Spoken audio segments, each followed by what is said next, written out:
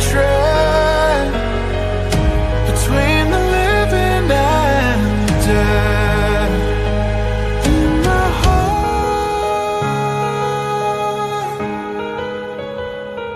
in my heart,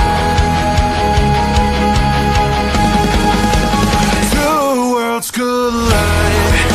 Between them I can't hide, but still I stand despite the frame of my worlds collide. The pain I pushed aside in the dark, I won't decay. I'll find my way. Echoes of past revelries linger in the hall. Whispers of a life in gray I tread between the living and the dead. In my heart,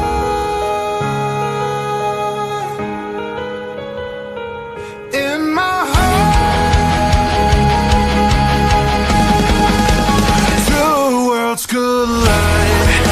Between them I can't hide, but still I stand despite the frame of my worlds collide. The pain I pushed aside in the dark, I won't decay. I'll find my way. Echoes of past revelries linger in the hall. Whispers of a life in gray I tread between the living and the dead. In my heart, in my heart, two worlds collide. Between them I can't hide, but still I stand despite the frame of my worlds collide. The pain I pushed aside in the dark, I won't decay. I'll find my way. Echoes of past revelries linger in the hall. Whispers of a life in gray I tread between the living and the dead. In my heart,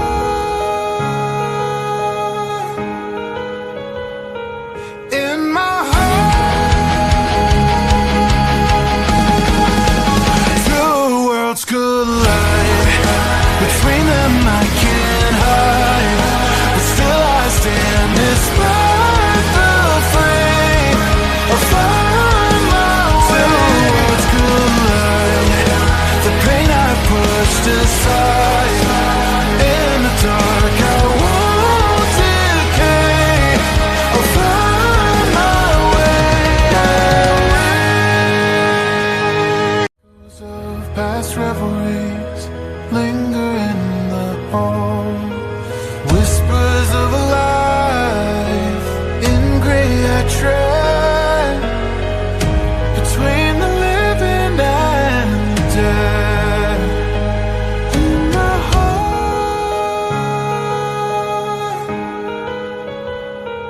in my heart,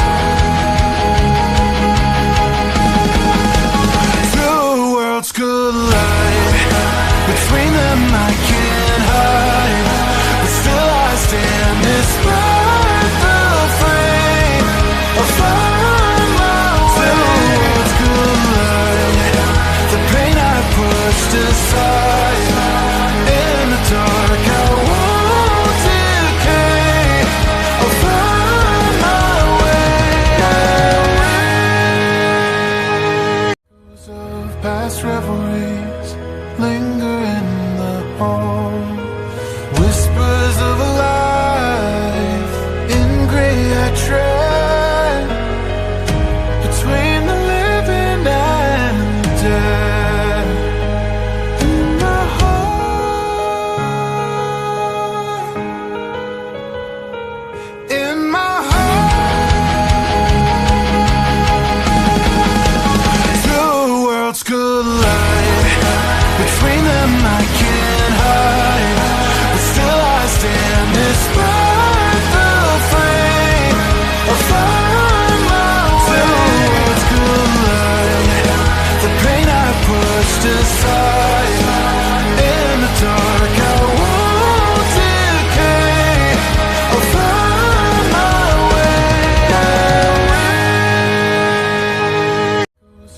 past revelries linger in the hall.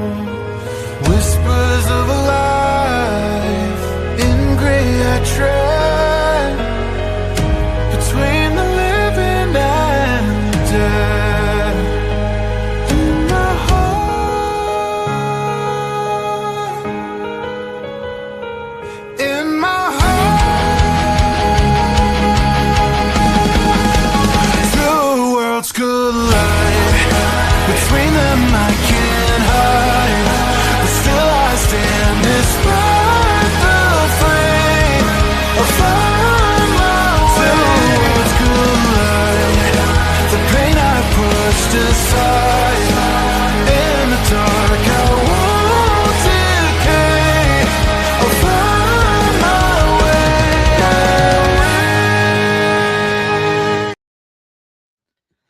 Good afternoon, everyone, and welcome to Unplugged Unfiltered. I am your host, Brian Clements, and alongside, of course, for our 1 year anniversary is Bob Clements. I made it. We made it. Holy shit. Well, I'm old. I was just excited to make it another year. There you go. You're young. Another year's no big deal to you, but it's like, holy smoke. It's crazy. As we were doing last week's podcast, I was going through and looking at everything, and it's like, holy crap, this is our 1 year. I mean, we had the shoveling National Shovel Day last week. Right. And I remembered that prompted. I was like, well, we did our first podcast the week after National Shovel Day last year. So it's crazy that it's been 1 year and we've ran 50. This is our 51st episode. Yeah, that's crazy. I mean, we talked about it at the very beginning that most podcasts don't make it past 10. And we shouldn't have. We shouldn't have. They should have banned us at that point. Exactly right. We did get a few people that kicked us off, but then we cleaned things up a little bit and got it there. We did. It's crazy. I remember us thinking about that. You know, I forget who we talked to, and they says, if you make it past 10, you've already achieved what 80% of the people don't achieve. And I go like, well, 10 should be pretty easy. Yeah. And next thing I know, we're at 51. I know. Yeah. Well, and that was the thing is, 80% of podcasts don't make it past 10 episodes. Yeah. And then after that, 97% of podcasts don't make it past their 50th episode. And here we are on 51. We're just too stupid to quit. Well, yeah, we are. And we love doing it. And we do. It's fun to do. And it really, when it comes down to it, it has been because of everyone who watches is the reason why we do it. We have so much fun with it. We love interacting. You and I could have these conversations at a bar. We do. Yeah, we do. We do pretty religiously. We do. So so we don't need an audience. We just go to the landing and have the conversation. Absolutely. Yeah, it's fun is getting to have people walk alongside us as they go through their journey. Yeah. Well, and tonight isn't going to be a highlight reel of what's happened. We don't know. We've had a couple. We've had a couple pretty good videos that go viral, but other than that, tonight is really celebrating our viewers, celebrating our guests, exactly. The people who showed up. Because again, when we did our first one, we didn't know who was going to show up. Yeah. We just did it. Yeah. And since then because we did so much research. Yeah. We're like, let's give this a shot. Yeah. But looking back on all of the analytics, we've had hundreds of thousands of views. Yeah. We've had thousands and thousands of hours watched, mostly by the government. Mostly, yeah. But it's crazy to me to think that we've made it this year, but we wouldn't have done that without our guests, without everybody who's watching.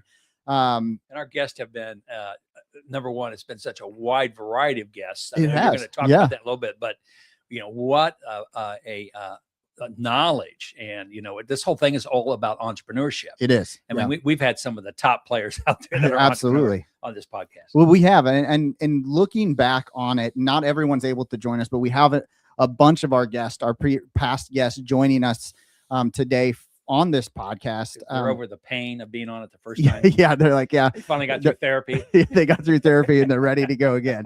But we've had, if you look back onto it, so you're starting off, our very first guest was Anthony Masucci. Yes. And he's going to be back on today with us, and we're super, super excited to have him back. But then we've had, Cass and Mike, we've had Drew Seacrest. I mean, and as you look back on it, and one of the things is everyone has such a different perspective on what it means to be an entrepreneur, or what it takes to do that. So, when we're looking at like Drew from Connect the Dots, I mean, networking is so important to everything that you're doing.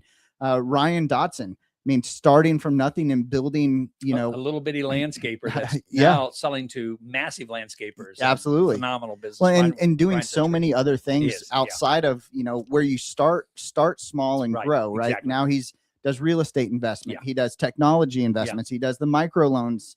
He does all of these different things. It's truly incredible to see that growth. Then we had Davita talking about, you know, burnout and how you can prevent burnout, but at the same time, while preventing burnout, is using AI agents, using technology to help you progress, help you get better and better every single day, and help your people become better every single day. And then of course we had Chris Clements on, I want to say a couple weeks ago. Do we have his stuff? Yes. Yeah. Chris, we've got his art right there. But you know, it's again, pursuing your passion without permission, right? It is doing that. It takes a lot to do, but when you do it, it's incredible. And then we had Adam on 2 weeks ago. And then that's taking to that fear of, you know, that failure, right? Fear of that jump. And Adam's going to be joining us again this afternoon. But tonight is, again, it's celebrating everyone who's made this journey possible. I will tell you guys, this is going to be, we're trying something new. So if something goes off, please don't leave. The stream is not going to go off, but we're going to try to do some transitions as we're transitioning with different people. Because our whole technical support staff is in front of you, right? Yes. In our brought in technical, our subcontracted technical support staff will be in front of you very shortly as well. So, but talking about our subcontracted technical support, and this is gonna be our first guest tonight, is Steve Manglos. That was one of our top watched episodes. And again, if you're from Kansas City area, you know what Steve built. I'm not going to get too much into it because I want to have Steve come in here and celebrate with us and join. Luckily for Steve, it only cost him $20 to get on the podcast tonight. So if you want, and he was willing to give it, I just chose not to take it. No, but now I've rethought it. Yeah. So again, it's been a crazy. One of the things. So what has been one thing that has surprised you the most about this year of podcast? You know, I would say to me, so I come from a world that, in the world I play in, probably 99% of all the people in my world know who I am. Yeah. Okay. I've been doing it for 40 years. And so with that, you just have a kind of a casualness about what you do. So doing the podcast, okay, now I've got 99.9% of the people who've never heard of me and really don't care to know me. Okay. And so the fun part to me is to kind of be rebuilding my name and my brand in a world that nobody's ever heard of me before, which is a very different from what I came in. Yeah. Where in your world, 99.9% of the people that follow Unplugged and Unfiltered knew you. Yeah. Okay. So we literally flipped roles. Absolutely. Yeah. So I'm the guy, right? Yeah. That knows Brian. Yeah. You know, and so that's been kind of the interesting thing to me. You know, it's been fun. I mean, I talk to entrepreneurs all day long. I mean, I've talked to 5 different dealerships groups already today. Yeah. You know, but I think the fun thing to me is to see, gosh, you know, it kind of took me back to say, okay, now I remember 40 years ago what it takes to build a brand. Yeah. And anyway, so that's been kind of my that's been the fun part here, and it's still not where I want it to be, but I'm getting there. I'm working on it. Well, and it's really, I mean, talk about building the brand. I mean, what we have done from our podcast studio. I mean, our first episode was at your kitchen island. It was with a web camera. It was nothing fancy. Yeah. It was very, very basic, very generic. When I'm going to invest a lot of money to see if the first one at least works. So. And then from there, we stepped it up. I think we after our first one, then we got microphones and some headsets, basic ones. And then we've just kind of constantly progressed to a point where we have money's no object now. Thanks to all of our incredible sponsors. Exactly, right. So, we got the nice mics, nice headsets, nice cameras, nice monitors. And then we started off again with a very basic background, and then we tried a black sheet for a background, and it worked, but it wasn't great. No. And now we've got a cool background, and we change it every single week. It's not static. It brings different fun and adventures, and our hope with when you see the background or you see the thumbnail, right, it makes you question, like, what is this, right? What is this about? We question that every single week that we do it too. I always go like, so Brian, what does this represent? Yeah, exactly. So, but with that, I am going to get out of the way and I'm going to let Steve Manglos come and join us for an incredible celebration. Again, you guys will have known Steve. If you are in Kansas City, you know of what he built and what it takes to kind of build something that's iconic in the world that we live in, especially in retail. So. Absolutely. Awesome. Well, we're going to hop to a quick break real quick. We'll get Steve up here and then we'll be right back. So stay with us. Make sure you comment, like, subscribe. And then if you have comments for any of us or our guest, shoot that comment in the comment section and we'll make sure that we respond to as many as we can. So hang on a second and we'll be right. Of past revelries linger in the hall. Whispers of a life in gray I tread between the living and the dead. In my heart,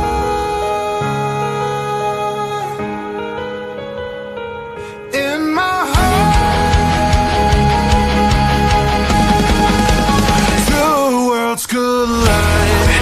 Between them I can't hide, but still I stand despite the frame of my words collide. The pain I pushed aside in the dark, I won't decay. I'll find my way. Of past revelries linger in the hall. Whispers of a life in gray I tread between the living and the dead. In my heart,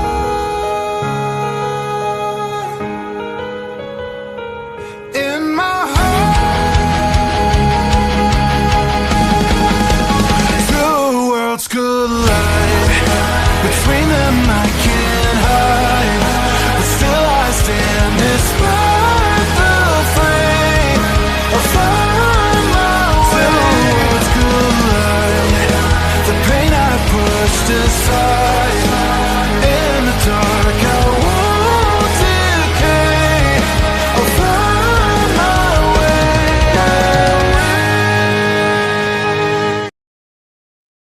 All right, we are back. Again, thanks for staying with us through that little intermission as we kind of got everything set here. For those of you that were not on it, this is Steve Manglos, who Steve is across from me, who offered to give me $20 today to help pay for lunch. But I said, no, you're being our guest, so let me buy our lunch there. So Steve and I have known each other for a lot of years. And Steve is, if you're in Kansas City, you know who Steve is. Steve is an icon. He created an incredible business, which was candy, which is just really not too hard to sell, right? Sometimes. Okay.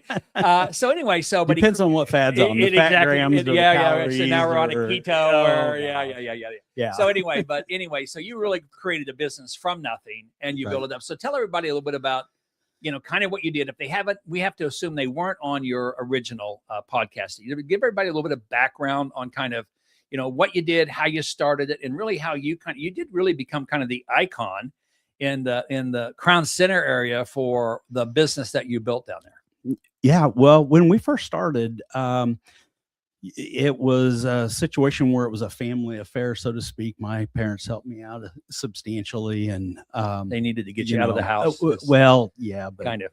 Well, they kept showing up at the shop though. So okay. I don't know. They got rid of me and then there you go. Kept showing up, But anyway, we started with 10 flavors of fudge.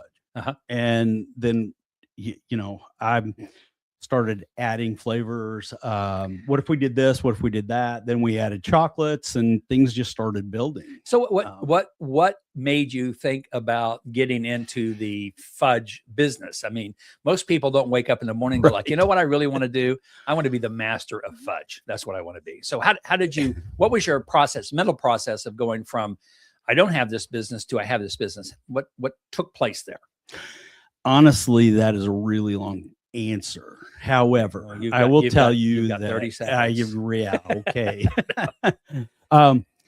When I graduated college in aviation flight tech, and I wanted to get married, and those days going to the military was a tough thing. So we, looked around at, okay, what can we do? And I've always loved retail, and my dad was really supportive with that. And we went out and checked out some things, and he came up with the idea to potentially purchase my cousin's business in Petoskey, Michigan, which is what I really wanted to do.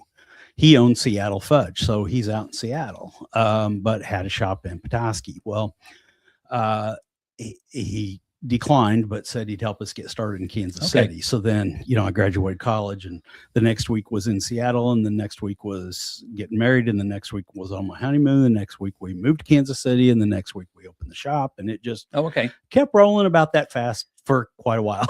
So you wanted to be in business, in some sort of business, a retail business specifically. And this one was like, kind of made sense because you had a connection with Seattle Fudge, and that was a cousin of yours. And basically they kind of mentored you, at least to get you started. Yes, absolutely. So as you went through it again, because I know from our conversations, it wasn't an instant success. Yeah, no. Because I think sometimes, Steve, and you and I have been in business a long time, everybody just assumes, well, every business that's successful, I mean, it just happened. Yeah. Talk about the journey a little bit, because it doesn't just happen. No, it doesn't. There were some, fist fights to get through, not per se, but getting through aspects of what we're going to do, how we're going to do it, the fact that we're a small business, so our suppliers were more interested in helping the bigger businesses. And then how do we, I had to do some work on how to get our ingredients for less expensive. I needed to figure, I kept whittling down through, okay, I'm getting it from this guy. Who's he getting it from? Okay, here. Okay, who's he getting it from? Okay. And I kept running down that path to be able to make more profit, So you didn't have, from the beginning, you didn't have money just literally flowing through the door? No, we didn't. Now, what we did have was that, we picked a really good spot to go, and that was Crown Center. Right. So we did have traffic, and, Fudge is mainly a touristy type thing. Right. So that's where we got our traction. However, Christmas time, when families would come down, then they would come down. And then eventually, I'm making fudge, and I got somebody in there with his 7-8-year-old kids and said, my mom and dad brought me here when I was a kid, and I wanted to bring my family down. Like, how old am I? You're old. Yeah, I've been making fudge way too long at that point. Yeah, but you kind of became again a tradition. Yes, and as I said, an icon. And again, anybody that's in Kansas City that has ever been down to Crown Center, they know of what you created down there and what you built down there. So I know, and on your first podcast, you were talking about you had to make some changes in physically the business, how it was structured, to really take advantage of the traffic, because in the beginning, you weren't able to really take advantage of all the traffic that a location like that offers. Right. And, as they say in business, location. Those are the three rules of business. Right. So yes, I had to fight for traffic. Again, that's another long story, but we eventually got to move up to the second floor, which is a better traffic, plus we were down in the food court area. So, between 11 and 1, we were busy, but we weren't so busy after lunch. Right. Well, we need to be in a place. And if you go to a mall or whatever, you're going to see the snacky places are not in the food court. It's, along the other stores, along lines where people are walking. Yeah, it's impulse. Absolutely. Yeah. You don't wake up in the morning saying, I'm going down and getting some fudge. Right. I'm down there, and wow, that fudge smells good. Right. And, we made the effort. Hey, how about a sample? How about a sample? You know, and we let people taste it and experience it, so to speak. And then we also created the show of throwing the fudge and talking to people and telling our goofy little jokes, and people seem to enjoy that. So it became then kind of an entertainment thing for people too. So it did. You could buy the fudge, you could taste the fudge, Yep. you can have some fun with this as we make it, Yep. and give us your money. Yeah. As yes. Yeah. You know, as we're making the fudge, people are asking questions. I encourage that, and be like, "Well, are you making fudge on that? Is that a granite table?" And I would go, "Oh no, please don't take it for granted. This is marble. Yeah.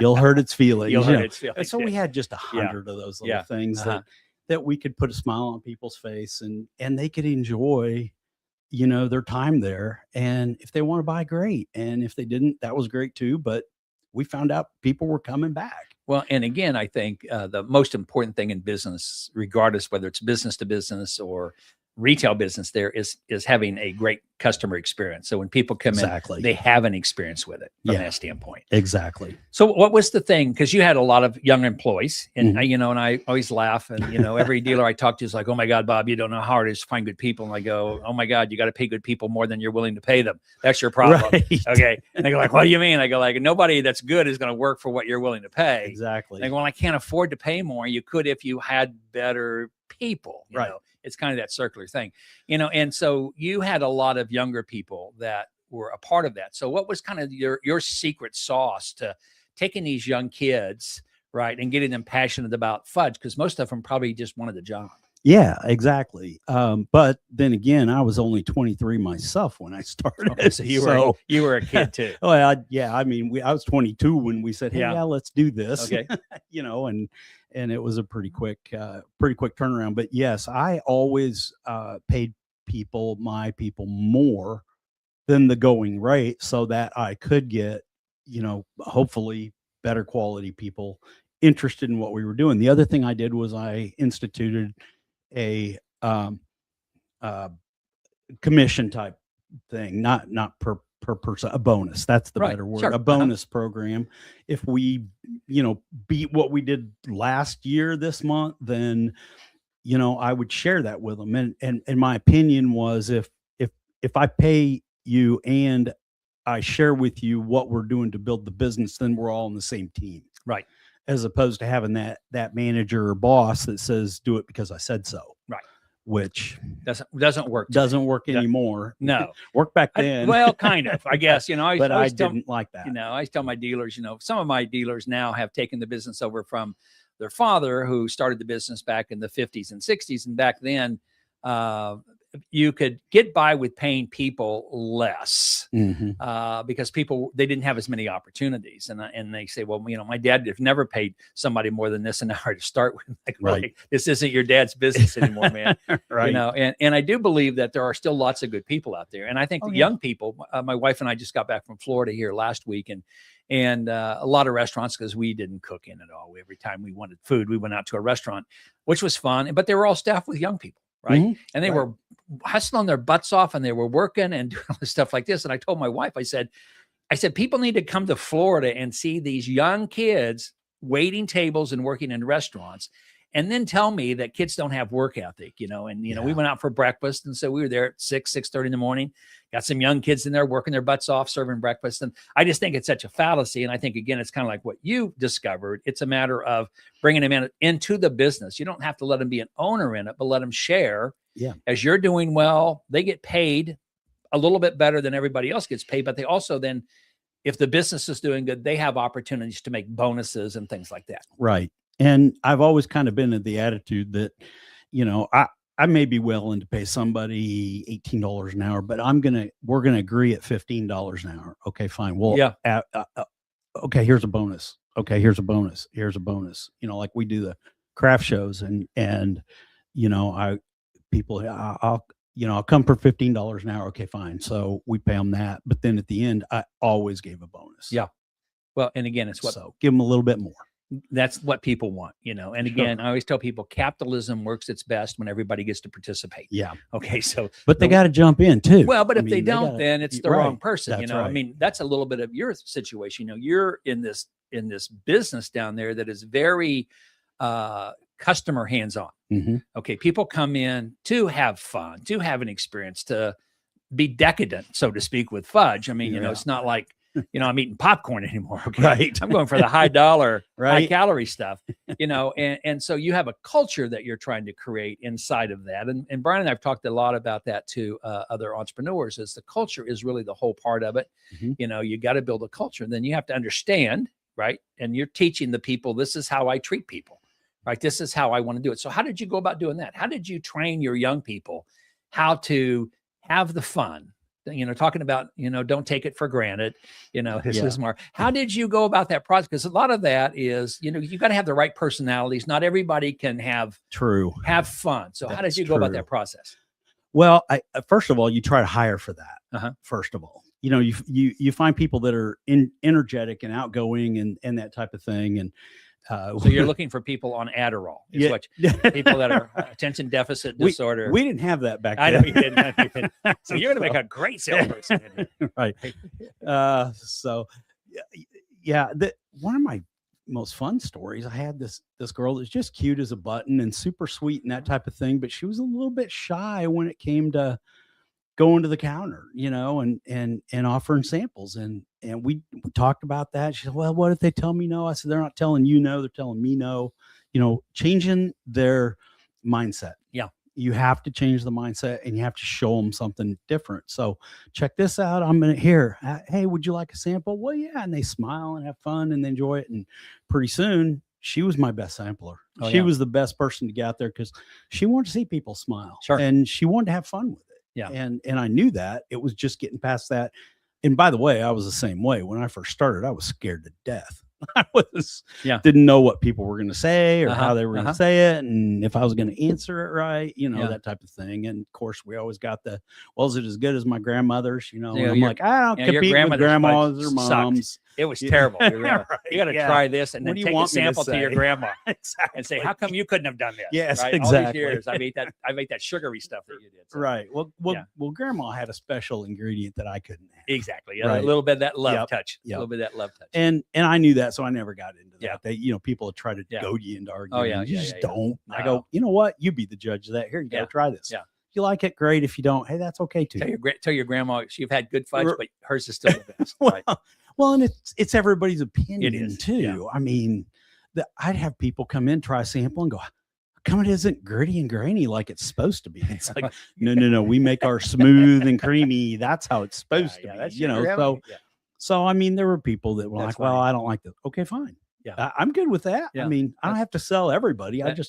That's why we do free samples, right? Yeah, exactly. It costs you nothing. Exactly. It costs you nothing to do it. So, and 9 times out of 10, hey, I might want to add to my order here. Yeah. So you got to a point, your business grew. You ultimately ended up selling the business because you had some other things you wanted to do. Yeah. But how did you know? So you got your business, it grew and grew and grew. And number one, how did you know when you had kind of reached the point where it's grown as far as I want to take it? Doesn't mean you couldn't go farther with it. You could have added another location. Yep. Okay. But you made a decision, say, it's gone as far as I want to go. Tell me about that process that you went through to make that decision. Well, after we were getting to 25 years and I had been riding the roller coaster. How much fudge did you eat in 25 years? None. Dad might be watching.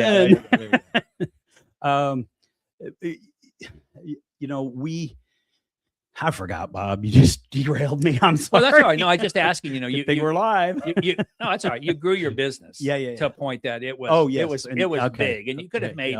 Yep. This is kind of where a lot of entrepreneurs go. Say, okay, I've done really well. I've been doing this 20 years. Yep. And now I want to do something different, which is great. That's the beautiful thing about being an entrepreneur. You don't have to keep doing what you were doing, but kind of what was your thought process of saying, I've got it as big as I want it to be. Yeah. I'm happy where I've got it. I'm ready to turn this over to somebody else.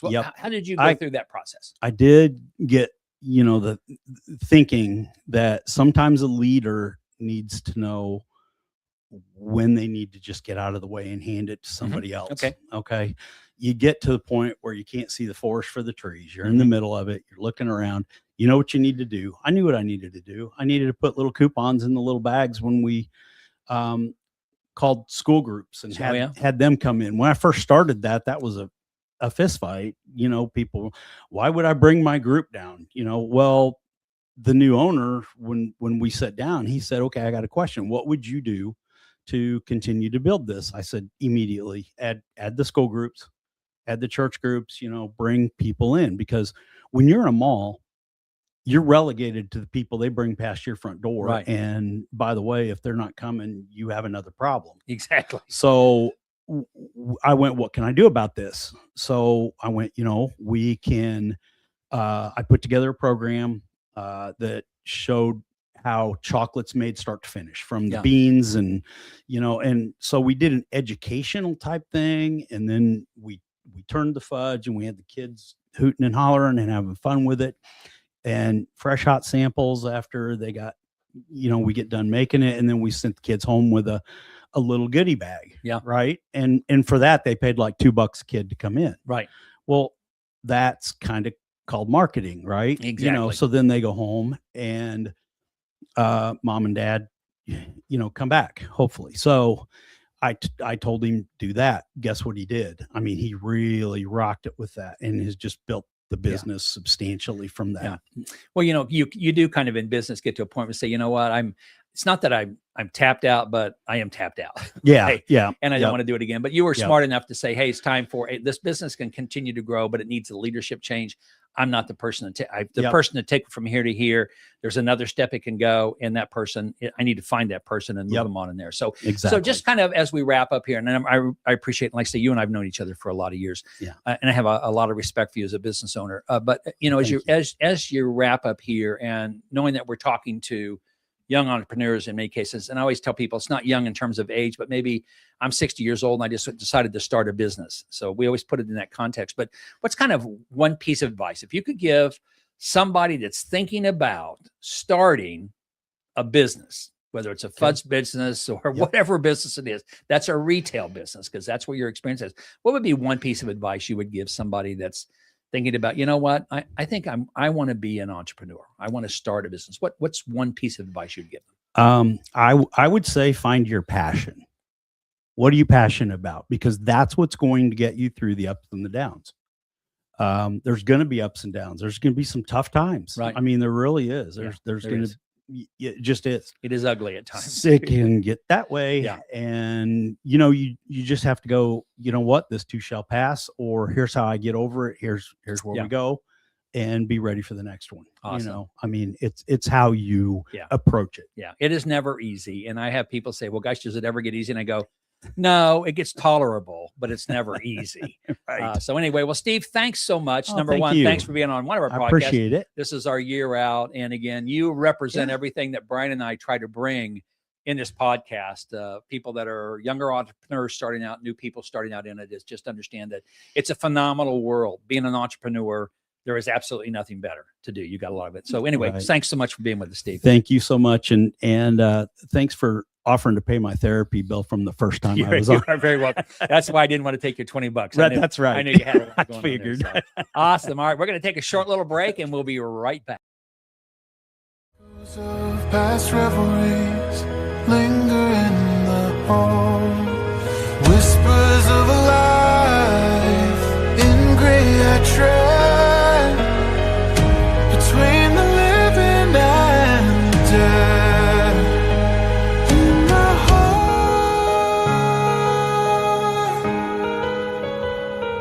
in my heart, two worlds collide. Between them I can't hide, but still I stand despite the frame of my worlds collide. The pain I pushed aside in the dark, I won't decay. I'll find my way.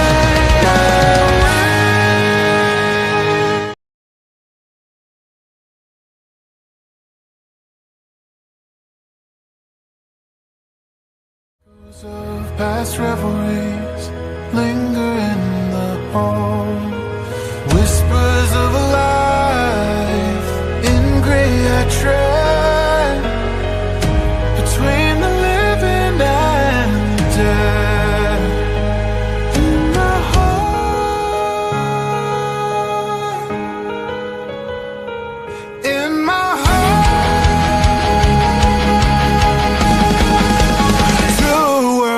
collide. Between them I can't hide, but still I stand despite the frame. I'll find my way. Worlds collide. The pain I pushed aside. In the dark I won't decay. I'll find my way. Of past revelries linger in the hall. Whispers of a life in gray I tread. Between the living and the dead. In my heart.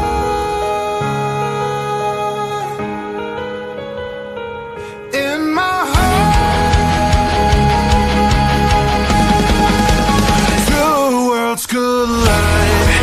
Between them I can't hide, but still I stand despite the frame. I'll find my way. Worlds collide.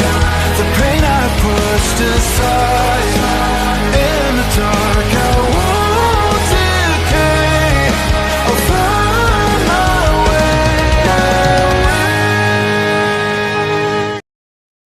way. And we're back. That was awesome. It's always great to have Steve on. Again, you've known Steve for a very long I have. time. I've known Steve for a very long time. And really what he built in Kansas City has truly become an icon. And like you guys were talking about, it's not just because the product was good. The experience was incredible. It brought back generations of people Yeah, wanting to come absolutely. back and see it. Absolutely. And that's what you have to do, whether you're in retail, whether you're in a service-based business. It's not just the product that you sell, because in reality, what you're doing, especially as an entrepreneur and a startup entrepreneur, people aren't buying your product, they're buying you. And we've talked about that a lot of times, over the podcast that we've done. Yeah. is really people buy people. They buy an experience. Exactly. And a product doesn't give you an experience. A person gives you an experience. Absolutely. And I think that's the most important thing. It's like Steve, said, number one, if you're going to start a business, as an entrepreneur, then it's something you need to be passionate about. Yeah. We work with construction equipment dealers and ag dealers and power sports dealers. And I would say 90% of all the dealerships that we work with, where I'm working with the original owner, the founder of it, they had a passion for that. Absolutely. Okay. So I love playing in dirt. I need to sell construction equipment, or I love farming, or I love whatever. Yeah. And I think to Steve's point, it's really whatever it is that you do, find the thing that you are passionate about. I know when I first got into business, I was passionate about not being on a dairy farm. Yeah. And the circus wasn't in town, so I couldn't go to that. So I tell people again, so there's some things that you are passionate about not wanting to do, Yes. which then can drive you to something else from that standpoint. I think the other thing that I really enjoyed is a part of Steve's conversation. And Steve said, like he said, he was 22 years old when he started it, 23 going into it. But I think also, Brian, ultimately, if you're going to build a successful business, you're going to have other people that are going to walk along beside you as team members or employees or whatever you want to call them. Yeah. And just understanding again that I think Steve's point is you've got to find the right people. You've got to find people that are the right ones to make that happen. Yeah, absolutely. Well, Steve, I just texted you. One of our guests just got here. If I was just going to see if you could go let him in, that would be awesome. Super excited to have him on here in just a little bit. But and talking about, again, finding something that you're passionate about. And unfortunately, Mike and Cass can't make it on our podcast today, but they truly have that passion Absolutely. for helping entrepreneurs. And if you're in that entrepreneurial journey, we talked about it last week, but definitely follow everything that they do. I mean, we've got their book, Shoveling Shit, here. Again, if it's something that you're interested in, but don't or can't afford it, let us know, because we would be more than happy to get you a copy of Shoveling Shit, and we can get it sent to you. But again, find what you're passionate about and then grow off of that. I mean, that's where a huge experience comes in, is growing from that passion. Yeah. And I mean, I think again, Mike and Cass are great examples of entrepreneurs. Yeah. And they are passionate about helping others. I know Gary Vee may or may not be on. He was going to try to get on. I don't know if he's going to be on or not, but I know he's another one. I tell people again, if you want to be an entrepreneur, follow Gary Vee. Oh, 100%. Okay. I mean, this guy is passionate. Yeah. I mean, passionate about being an entrepreneur. Yes. And as you and I've talked, if you ever get a chance, go back and see if you can find his very first vlog, a video log, which he did as he was starting to sell wine, his family's wine, online. I don't know how many years ago that's been. It's been a while. But he's such an Gary Vee is such an innovative guy. Just an entrepreneur's entrepreneur. So again, if you are starting off doing it, you really need to follow some of these great entrepreneurs. Yeah. Be on their webcast, be on their stuff like this. Watch their YouTube videos and stuff. You'll gain everything from it, and they're very successful. These are not people that are, I've never done it, but I'm going to tell you how to do it. I mean, these are players. Well, and John Rossi just commented on YouTube. John, thank you for joining in. But one of the things that he said, he goes, if you think you're passionate about something, my advice is to give it the 7-day test. This test makes sure you feel just as passionate about it, the idea you did on day one. And I think that's very, very true, because there's a lot of people who get very passionate about something. And they go, oh, this is great. This is great. And then by day 7, you're like, oh, this was a mistake. I was indigestion. Exactly. I don't know what I ate, but made me passionate for a moment, but now I don't feel as well. But that's great advice. The old thing is, sleep on it. Yeah. Because once you kind of go down the path of being an entrepreneur, it doesn't mean that you can't go back to being an employee. But I will tell you, for the most part, once you've been an entrepreneur for a while, you're unemployable by anybody else. Oh, absolutely. Yeah. Because you're kind of used to the freedom and the making your own things. And I always tell people, entrepreneurs typically don't make good employees for somebody else. Oh, so absolutely. Again, doesn't mean you can't go back. Yeah. And you could if it was early on, but if you've been an entrepreneur for 5 years, 10 years, ain't nobody wants to hire you.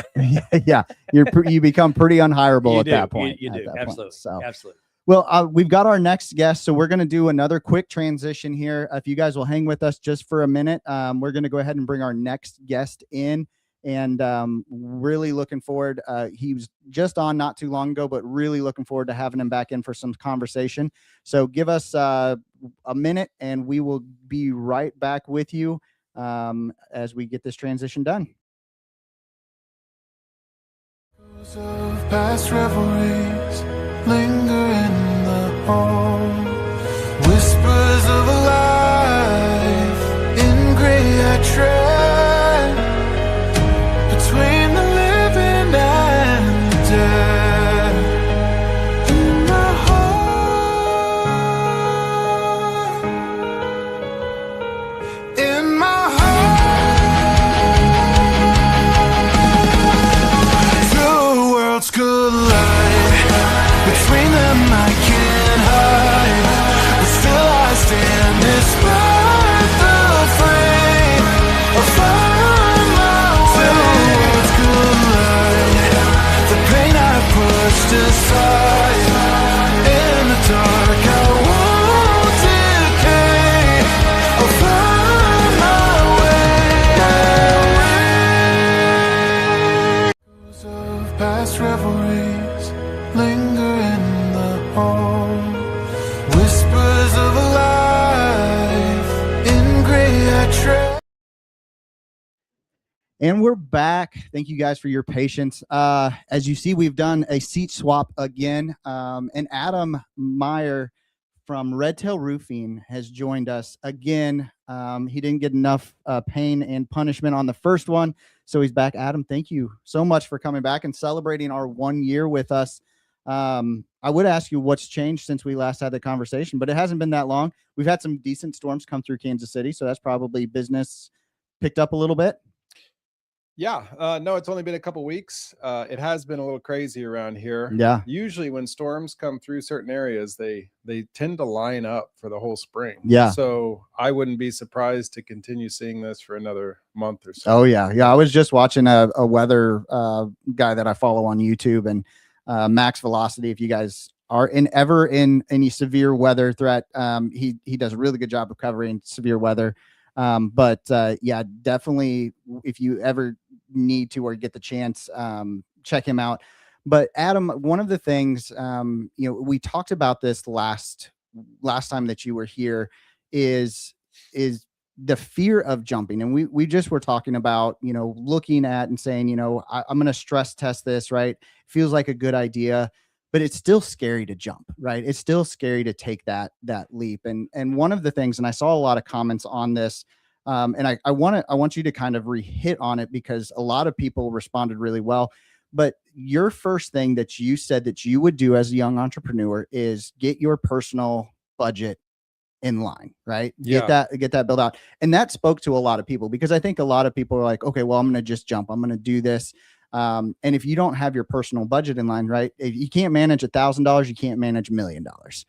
So, I mean, give us a little bit more perspective. I know that you created a budget. What would be one other thing when creating a budget that you think young entrepreneurs need to hear? Well, I just realized I didn't create a budget with the goal of getting into business. It's probably been a very good idea if I would have. So all the people that are sitting out there thinking, well, maybe that's the first step, I'm going to tell you it is. Yeah. Do it. Yeah. Because I didn't know that. I got lucky, I guess. And it just led me down that path to be able to jump when the opportunity arose. Yeah.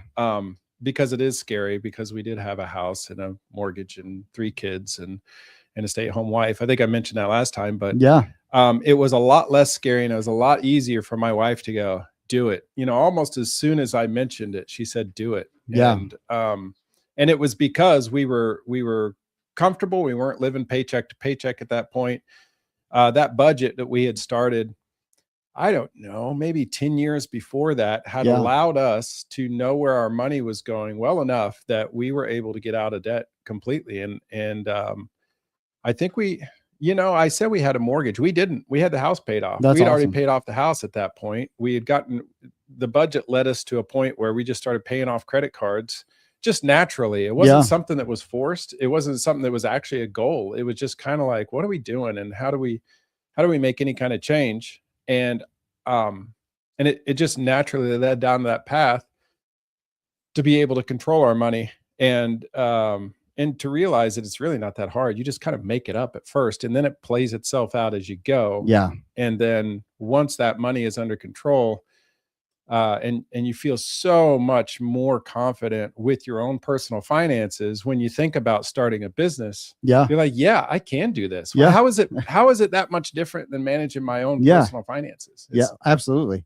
Well, and it's once you start to understand what the value of $1 is, and I think when you budget that, right, and you're not living that paycheck to paycheck, it gives you the understandings of business, right? It's like, okay, I've had to figure out, what is my grocery cost, right? That translates straight into business. What are my supply costs? What is my transportation cost? Like, you can take everything from a personal budget and truly spin it into a business, different scale, Tim, unless you eat a lot of food, I guess, but different scale, but it's very, very easy to make that shift. It's the exact same concept. Yeah. And and it's just practice. And if you already have that goal of starting a business, well, shoot, just practice in your own personal life. What's it going to hurt? You got to spend the money anyway. Absolutely. Figure out where it's going, and then figure out how to put it in categories. Yeah. And then you're already kind of halfway there. And Absolutely. then you can study finances and P&Ls and all that stuff as you go. Yeah. What's a P&L? No, just kidding. You have to do those in business, right? Yeah. So, well, it's awesome to have you back on, and I appreciate you taking some time to come and celebrate with us. As we kind of are getting ready to transition to our next guest, what is one thing that you would say in the last 3 weeks? Is there anything new that you say, okay, I learned this about business? Because with business, you're constantly learning, right? Is there something that you go, man, had I known this, let's even say a year ago, had I known this a year ago, this would have helped me somehow in my business? Is there anything that you can think of? I mean, I know you've been watching all of the Unplugged Unfiltered podcast, so you've gained so much incredible insight. Yeah. Well, just kidding. that put me on the spot a little bit, but there was an interesting revelation, and probably you know a lot more about it than me, but just a couple applications of AI in what I do specifically that led me down a rabbit hole and being up till 2 a.m. the other night going, holy cow, you can actually do that now. It's just something I hadn't considered. Yeah. And you know, the details would be very boring, but just applications that you don't immediately think of when you think of AI. And I don't know if it's good or bad, to be honest with you. I don't know if it leads down a good path overall, but incredibly interesting. And it just sparks your brain a little bit. There's a lot of people out there on YouTube. You're talking about YouTube channels. Yeah. That do really interesting content. Absolutely. On how to apply that to certain businesses.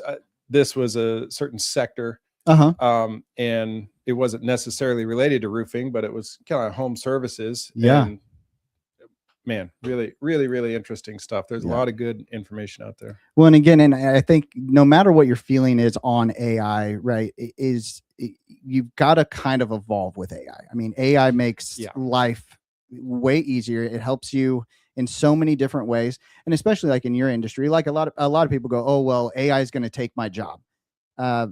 Once AI can start building roofs, then maybe you might be out of a job, but I think we're quite a ways away from that. But there's so many tools that you can use inside of AI from all different applications. And if you guys are not playing, testing, or doing stuff with AI, you definitely need to do that. So it can help you write a budget. Yes, it can. It can help you, and a grocery list. Yeah. So there you go.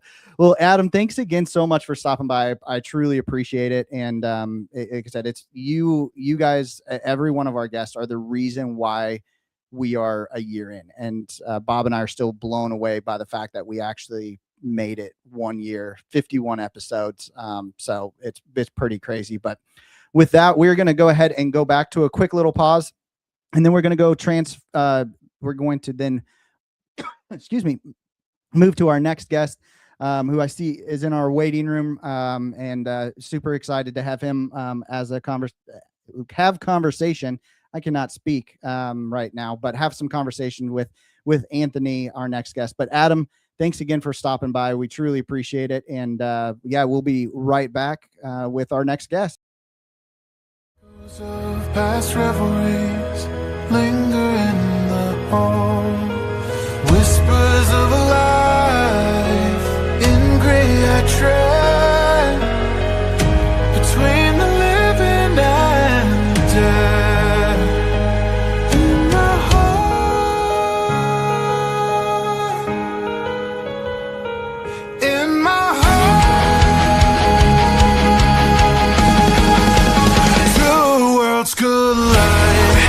Between them I can't hide, but still I stand despite the flame of my way. Worlds collide, the pain I pushed aside.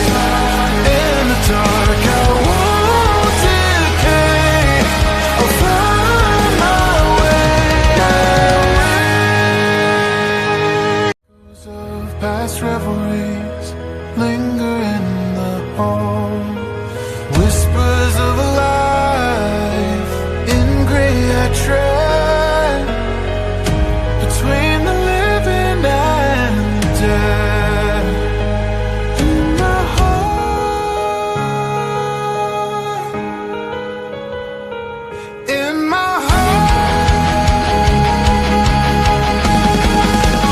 two worlds collide.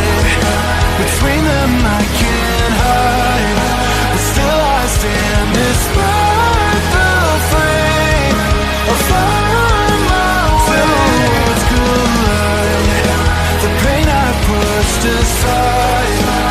In the dark I won't decay, I'll find my way.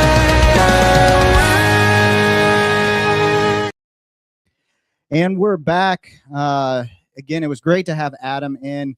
I'm excited. We've got actually our very first guest that we ever had on our podcast is coming back for another time, and I'm excited to see what's happened, what changes have happened in his life as it's been almost a year. So with no further ado, we're going to go ahead and bring Anthony. Welcome, Anthony. How are you? Oh, let me wait. let's try that. There we go. I think I got you unmuted. Oh, awesome. You unmuted me. I was about to unmute myself. Yeah. Brian's kind of a control freak. You know how that is. Yeah. Okay, I got you. Hey, some things haven't changed in a year. No, nothing has changed. Well, thank you so much for joining us. It's again crazy for me that it has been a year. It's been like 48 weeks since we had you on, and I know that you've been pushing grade school. I follow all of your content. Tell us what's been going on with grade school, and give everybody a little bit snippet of what grade school is because not everyone would have seen your episode. But give us a little bit of background on grade school, and then fill us in what's been going on over the last year. Would love to. So basically, the book is Grade School: How Teachers Could Change Your Life. It's a memoir of it's truly a memoir for my grade school years. First through fifth grades, my teachers were really supportive during an otherwise trying time in my childhood, those formative years, if you will. And as I got older, my own kids went through grade school, middle school, I recognized how they had teachers who played a significant role in their own upbringing, let's say some transformation. And it really, for me, reaffirmed that it was time to write the book. So it's really a story of hope. It's a bit of a roller coaster ride for the reader. There's definitely some emotion that comes and goes for you as a read. Because I'm not a former athlete or rock star, I wanted to write the book as a real novel, but a true story. So that you would sort of tune into the next chapter, getting the reader eager to read throughout the book. And I even recorded it in a recording studio so you could hear it on Spotify or Audible, which was so much fun to do. In essence, I just wanted to give people a ray of hope, especially when life is got you really feeling beaten down and maybe defeated or alone or isolated. And my story is one of somebody who feels that way, who then reaches out to some unexpected heroes, unexpected support givers, if you will. Yeah. And they just lifted me through a really rough patch, right? And I'm so thrilled about that. And the last year has been, to answer your original question, so rewarding. I've had over 20 reviews on Amazon, Spotify, all over the place. And I've gotten emails and some letters and some outreach where people have just asked more about the story, wanted to know more. Am I writing another book? That kind of thing. And right now I'm still making efforts to get on, let's say, bigger shows, bigger podcasts, that kind of thing. And just put myself out there just to get the message across. But ultimately the message is you're never alone. And no matter how rough things are, there are always people around you to support you. Just open up when it really is the toughest to open up when you feel isolated. And so for me, it's about getting people, by reading my book, hopefully to open up when things feel most lost. If that makes sense. Well, and I have to say, so after we had you on our podcast, I ordered a bunch of the books, and unfortunately I don't have one of your books because awesome. I gave all of them. So I had every single one of my, thank you. Yes, exactly.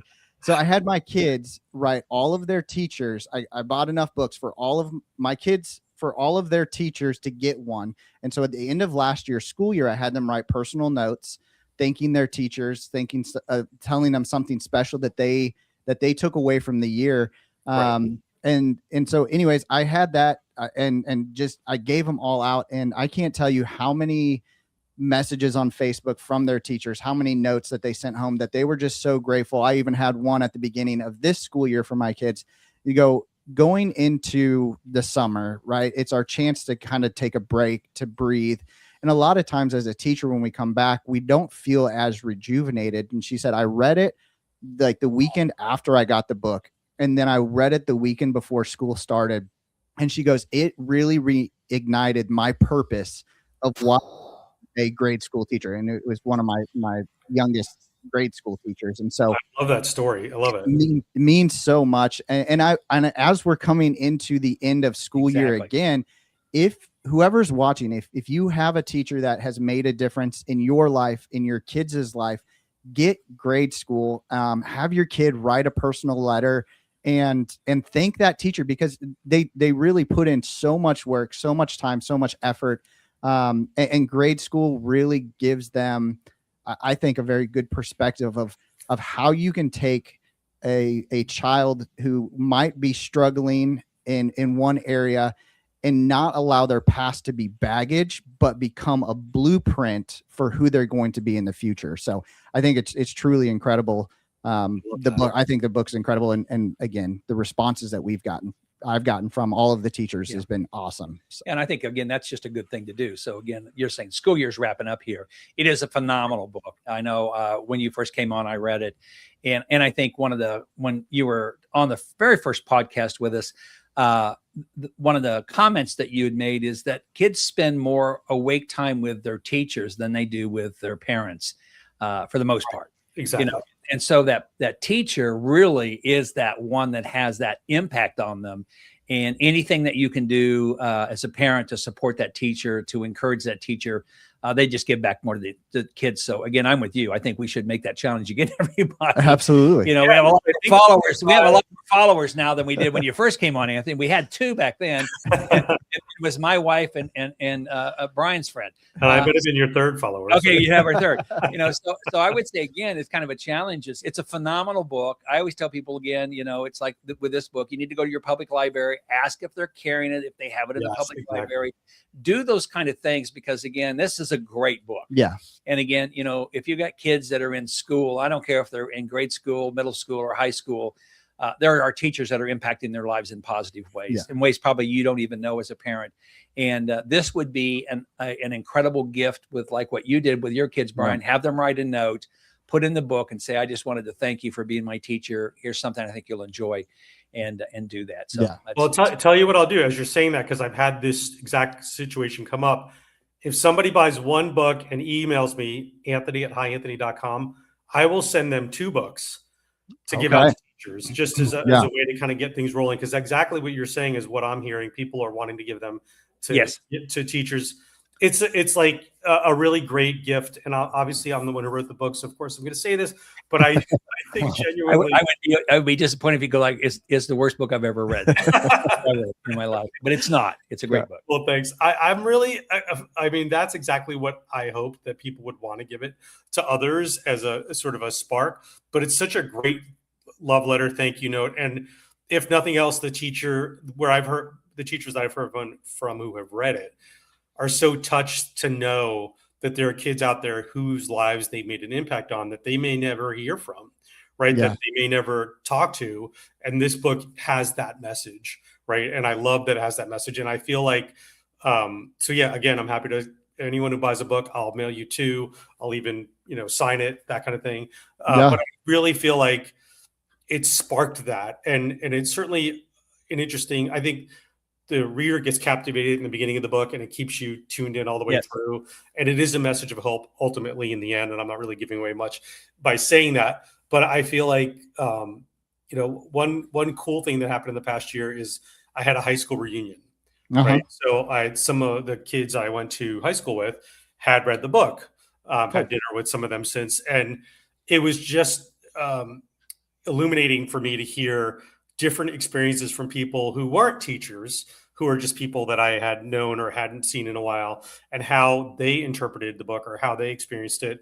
And what was fun was just hearing different perspectives from people all in sort of one place. Some people took a message of hope. Some people took a message of disbelief that, life could be so rough. But mostly, I think the message that I keep hearing back is that when life is rough, reach out. Yeah, absolutely. Well, I think the cool thing to me about the book again is, well, it's not 100% your life. It really is 100% your life, So, I mean, how you wrote it and things like this. And I think, again, I just think a lot of teachers put a lot of time in kids. And I know there's always people out there beating on teachers, but dear God, leave these people alone, right? They don't make enough money. Like I say, they spend the bulk of their life with your child. And anything you can do to support them is something you need to do. I just think this book, again, is a great I think it's a great gift for a parent's child to give to a teacher, like what Brian said, what you're saying, to do it. Because I think it lets them know that, hey, they are appreciated and they are making a huge difference. So Yeah. I appreciate that support for sure. One of the things, especially since Unplugged Unfiltered is a very entrepreneurial podcast, and as we kind of wrap up this, and we've got our next guests in waiting to, which I think Seth. Yes. Seth. That's I cannot speak. Seth language is hard. I skipped grade school. That was my problem. Seth, I'll stick around to he watch. didn't like his teachers. That was the problem. But as the entrepreneurial podcast, I know that you have a pretty awesome story of how you were pushed to write the book, right? Right. What was that push? Kind of give everyone a little bit of example. If you're wanting to write the book, you might not have the same person push you that you had, right? But tell us a quick snippet of what that story was of how you got pushed to write that book. And what is one thing that maybe someone who wants to write a book should think about as they move forward with that? Well, I would say the thing to think about, I'll take the second part first, is have the end in mind, have the goal of what you'd like to achieve with the book as a motivator for yourself to keep you going through the writing process, right? So for me, it would be getting this book in the hands of teachers, letting the world know the story, and then sparking hope in people who read it, right? But mostly like as a love letter and a thank you note to these 5 teachers, but also other teachers. So that kept me motivated throughout. Yeah. And to answer your first part of your question, I had seen Gary Vee. I met him in 2009 at a bowling alley. I was tweeting. He was tweeting. I followed him. That has to be a story in and of itself. I don't remember how either one of us bowled, but I just remember it was a really fun group of people to connect with, including Gary. And, he hasn't changed much in 15 years. But it was, so we met back then. We loosely kept in touch. I was a reporter in tech, so I stayed tuned into the tech space, followed his journey as he grew very well over those 15 years. I joined his NFT projects in 2021, have followed closely his VFriends project and Gary himself. I was also a Hangout Hawk. So that gave us 15 meetings over 3 years with other Hawks. That was one of the NFTs in his project, Gift Goat, that kind of thing. So at some point, I met him at a Gift Goat event. He had invited me and my kids to his office. Me and my son went to his office a few months later for literally a 10-minute meeting. And we just hit it off. Like, we really connected personally. We shared stories about our lives. We shared stories about his entrepreneurial journey, and he was working on his book, Day Trading Attention, at that time. So I had offered to edit his book because I have edited a handful of books in my life as part of what I do. And he said he wasn't sure. So then when he surprisingly asked what he could do for me, which I guess I should have been ready for, but I was just there to meet with him and just, jive and hang out and just connect. And so I said, well, I've been working on this book. I had this book idea, and I shared with him, and I definitely had been dragging on it and procrastinating for sure. And I shared with him the idea of the book, and he was so lit up and so sparked by it. And he just said, write the damn book. And what are you waiting for? And we kind of went back and forth a little bit, but I loved his energy. It was infectious, and he loved mine. And I walked out of there. I'm like, I'm going to finish this book. And he had offered to have me on his podcast if I finished the book as like an extra carrot dangling sort of motivator. And that's what got me through to the end. I'm like, well, I got to at least finish this book for Gary, right? But ultimately, the teachers played a role, and my own kids played a role. But I did need that kick in the butt from Gary Vee, and I thank him, and I did thank him in person. We hung out on whatnot, and so I, forever grateful for that, and for his influence and for his motivation, but also like just knowing him as a man and watching his path has been such a journey and such a gift. Yeah. Well, Anthony, thank you again for being our very first guest that we ever had on Unplugged Unfiltered. And thank you for writing Grade School, because like I said, it has inspired so many and been so heartfelt, welcomed by my kids as teachers. They have loved it. Anybody who, again, has not read it, if you have kids in school, even if you don't have kids in school, but if you are still connected maybe with a past teacher, get Grade School and give it to a teacher. I know last year we did a big push and said, let's thank a teacher, and that's what you have to do. I'm going to repost my video of the Think a Teacher thing that I did with my kids. You can see the letters that they sent them. I'm going to make sure that Anthony is tagged in everything. And he's throwing out an awesome bundle, right? You buy one, shoot him an email at hi Anthony. What's your email? Anthony at hyanthony.com. Anthony at hyanthony.com, and he will send 2 books. I'll make sure that all of that information is in the description of this podcast once it's done. But Anthony, it was great to see you. I appreciate you taking some time to come celebrate and reconnect with us. It's so much fun. And again, and I've said this with all of our guests, but it's because of you guys. It's because of everyone who's watching that we are 1 year and 51 episodes into Unplugged, Unfiltered. And again, it's crazy to me that we've reached hundreds of thousands of people have watched all of our many things. of them in disgust. Yeah. Many of them in disgust. Well, I will say it's an honor to have been your first guest. Thank you for having me on a second time. And if there's anything I can do to help you guys out, we can talk behind the scenes, but always happy to. And if I can get to visit you guys in person, I would love to come on. And write another book. You can help us out by writing another book. You got it. High school. That's what this one needs to be called. High school. I'm thinking high school, actually. Middle school, I think we can skip. I like the theme. Yeah, I like it. So, well, thank you so much, Anthony. We appreciate all of your time, and we will definitely connect offline. I definitely want to do some more with you and reconnect. And I would like to do some deeper dives into grade school too. I've got some pretty awesome questions that I've thought of since our podcast that I think would be very beneficial, not only to people who are just looking for some hope, but entrepreneurs. And again, how your past, you don't let your past create baggage, but you let it create your blueprint of your life. So such a good message. Leave me in the waiting room. I'd love to watch Seth if you don't mind. Absolutely. I will definitely do that. Cool. No pressure, Seth. We will keep you unmuted. And then if you like, you could comment also on Seth. Awesome. Thanks again, gentlemen. Good luck with the next one. Thanks. Okay. So now we are going to jump straight into Seth. Seth, are you ready? Here we go. Let's get you up here. Oh, maybe. Oh, I'm doing something wrong. Okay. There we go. And get you unmuted. Oh, I'm pushing too many buttons. This goes back to my control problems. I don't know. Hey guys. Knows that Anthony's going to still be live at any point. Yes. He can jump in and interrupt. He can unmute himself anytime he wants. So, Seth, how are you doing, sir?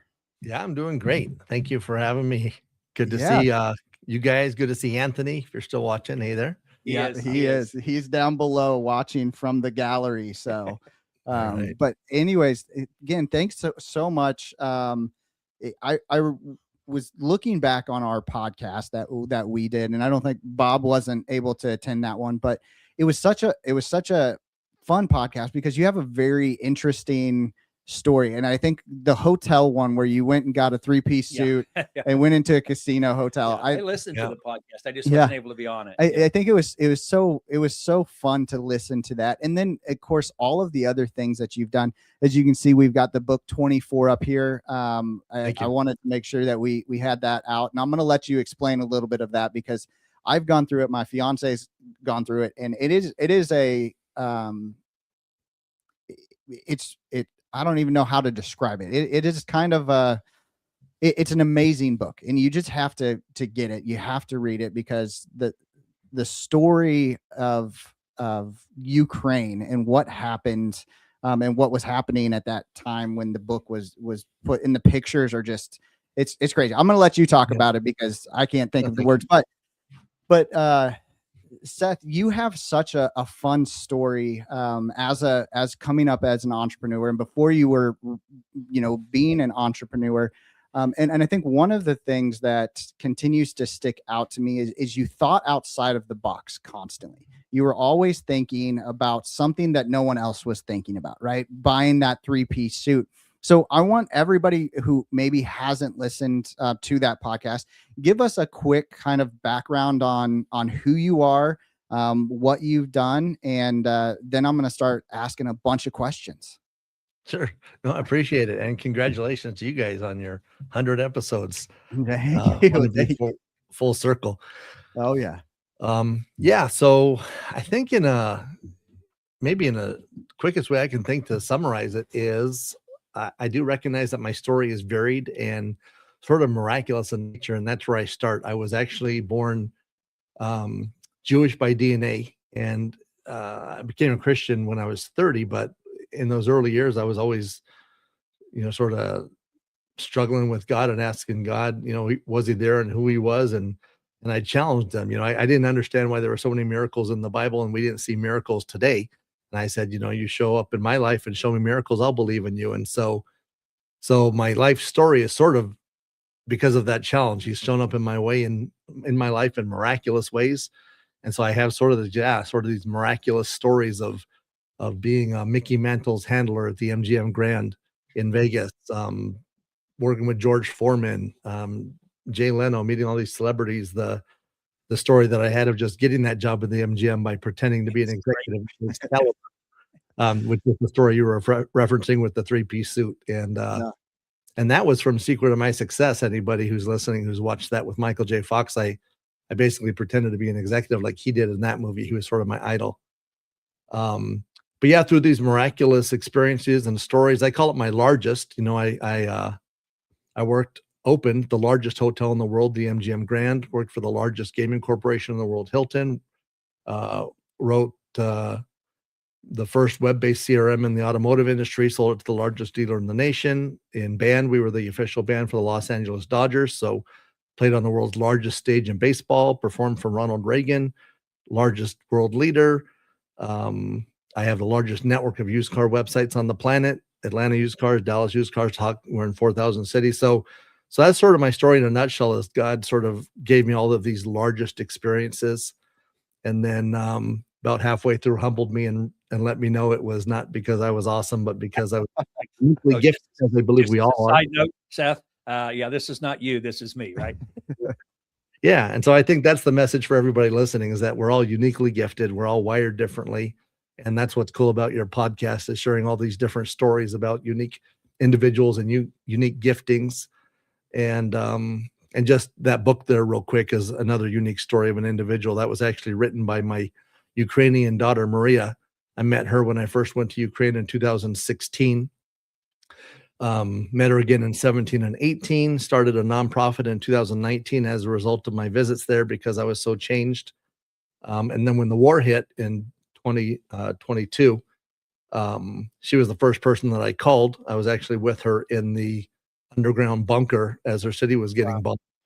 And because of our relationship, I was able to bring her over here through the United for Ukraine program. And she wrote that book, which is 24 stories of 24 individuals, where they were on that day and what their experience was. Yeah. And the war started on the 24th, and that's why it's called 24 as well.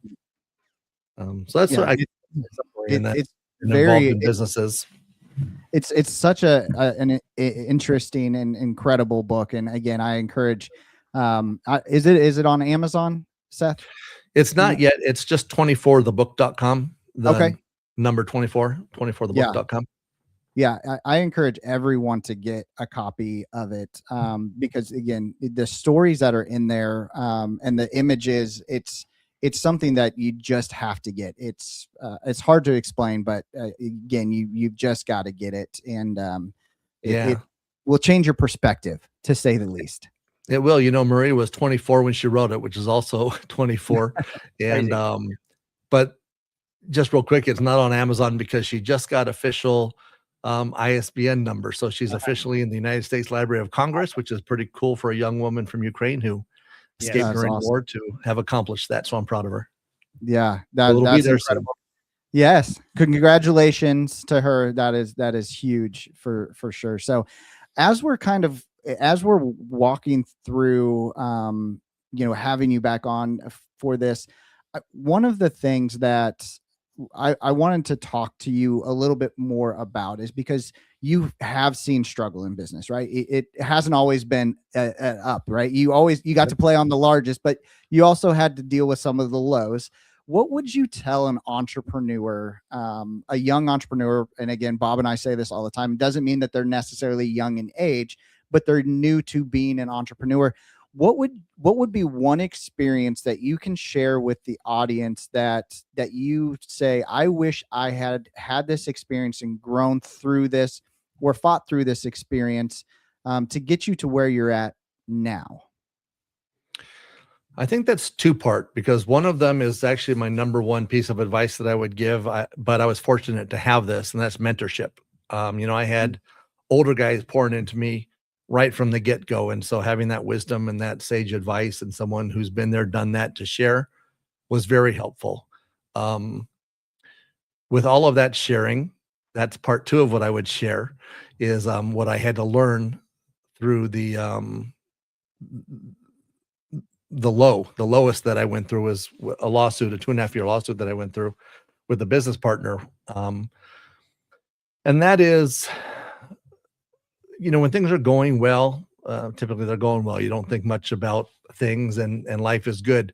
And when things are going tough, my biggest advice is to try not to operate from a fear mentality. Now, of course, this is where my personal faith has helped a lot. So without faith, I understand it's sometimes difficult, because where do you look if you don't think that there's a higher being and someone that you can rely or depend on? And especially if you're isolated and lonely, as many business owners are, if you don't have a strong network of friends or that mentor coach, you tend to operate out of fear. And I think what my advice was when I was in that really low place, I thought it was all on me. And so I was going through a period of time where I was working 7 days a week, 20 hours a day, because I was just trying to make everything I could happen. I was just trying to, brute force my way through.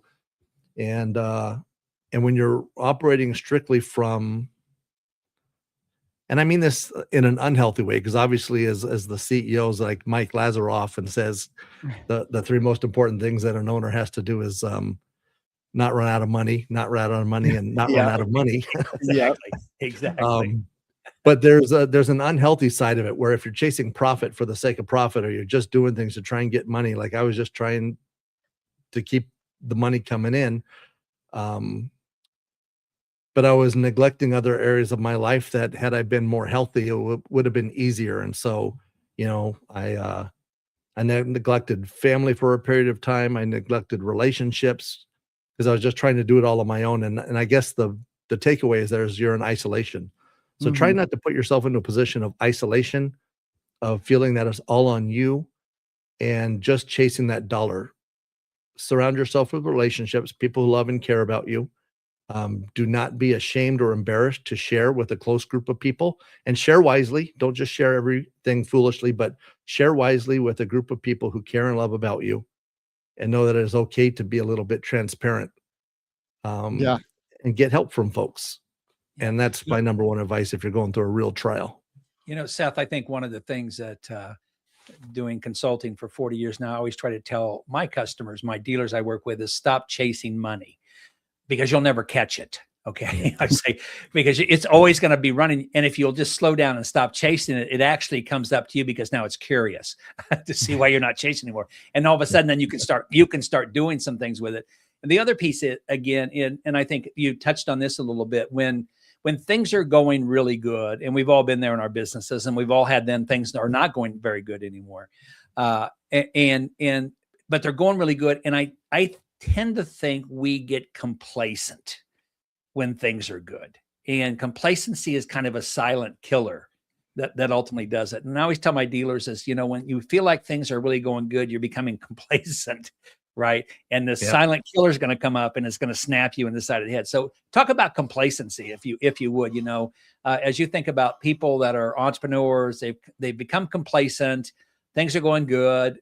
I do believe God has a sense of humor and will ultimately slap you back in the side of the head and wake you back up again. But how about complacency? Where does that play as an entrepreneur? Yeah, I've got my little thing here. I'll share a little screen. This is, one of the things that I shared in my last episode. You can actually see it behind me. These are all the same character, the innovative Impala. But for those not familiar with Gary Vaynerchuk and his V-Friends community, this is the innovative Impala. He's got a bunch of characters with personal traits. And I'm personally the innovative Impala, which is innovation. One of my companies is Innovative Brand Lab. And I brought that up because, to me, it's an important element of what we do. as owners is innovate. I think many of us created our businesses or started something because we had some unique differentiator, something unique value that we thought we were bringing to the world. And that has to be maintained. Two things came to mind when you asked me that. One, is that anytime you're experiencing growth, at some point you'll plateau. Yes, And absolutely. you've got to innovate before you hit the plateau, because once you hit the plateau, it's downhill, the next step. So always be innovating in advance. I didn't invent this. I can't remember who told me, but I'm sure many of your listeners have heard it. It's you got to always be trying to put yourself out of business. Yes. If there was someone who was like you, the way you were 10 years ago, in your energy and your vision and the hustle, they're out there. So what do you have to do to stay ahead of them? What would you do for your own business if you were the same way you were 10 years ago? Yeah. So always innovate, look for the next improvement. And I think there's two ways to look at it. One, you can obviously look at it as an additional revenue stream. What can you do to add value to increase what people pay you? But you can also just look at it as, again, customer focused. What are the things that your customers need? So take the dollars out of it. And that goes back to what you said about chasing dollars. Don't chase dollars, do right by your customers. The money will come. So innovation is often taking a look at who you serve. How can you serve them better? What needs do they have today that they didn't have today? And I think we got to constantly be doing that.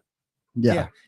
Go ahead. I was going to say, and not to your question, Mike, stay on this topic. I had another question for him off topic. So if you have, no, I don't. Okay. I was going to say one of the things too, and we've talked about this so many times on Unplugged, Unfiltered, and Seth, you mentioned this, is you've got to find a circle, right? That mentorship. Yeah. Mentors are very, very important as entrepreneurs. And I think one thing that so many people are afraid of is asking for that help. But I have not met a true entrepreneur out there that is not willing to give you some type of advice. I mean, you sometimes you don't even have to ask for it. You follow Gary V on all of his social medias. You follow Cass and Mike. You follow a lot of these, really, really big entrepreneurs or social media kind of presence. They give you a lot of advice there, but there's so many entrepreneurs out there. If you just say, hey, I have a question, or I'm running into this issue.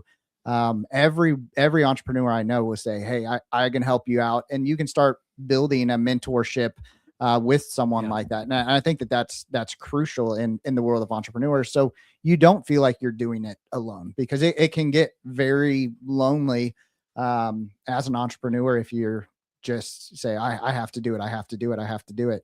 But having a community behind you is massive. And that's one of the reasons why we built Unplugged Unfiltered is to give people a sense of community, a place where they can come ask questions. They can hear from other entrepreneurs who have made the bad decisions, who have made the mistakes.